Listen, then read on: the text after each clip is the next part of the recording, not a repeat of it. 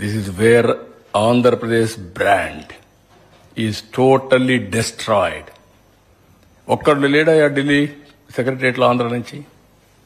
ఒకప్పుడు Andhra officers are the best officers, hot cake central గవర్నమెంట్లో observe చేసుకోవడానికి.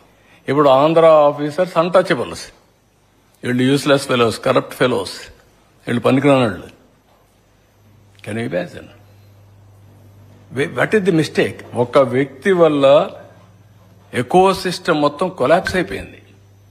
నిన్న ప్రధానమంత్రి గారిని అడుక్కున్న ఒక ఆఫీసర్ గురించి, ఎందుకు మా వాళ్ళు ఎవరు లేరని అంటే, మీ వాళ్ళు లేకపోతే మేమేం చేసిందంటారు అంటే, ఆ క్రెడిబిలిటీ పోగొట్టేశారు.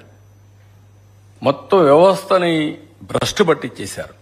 చెప్పి ఇప్పుడు ఉండే ఆఫీసర్స్ మా వాళ్ళు కూడా ఇవ్వండి, డ్యూ షేర్ ఇవ్వాలి, మేము కూడా డ్యూ రిప్రజెంటేషన్ మాకు రావాలంటే నేను వర్కౌట్ చేస్తా అన్నారు.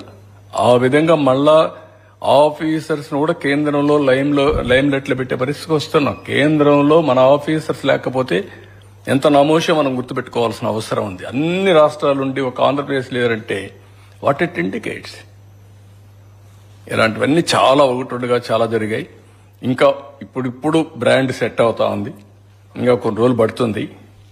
మళ్ళీ ఈ భూతాన్ని ఉంటే మాత్రం ఆ భూతం ఉన్నంత వరకు అందరూ భయపడతానే ఉంటారు, బ్యాక్ ఆఫ్ దేర్ ఆఫీస్.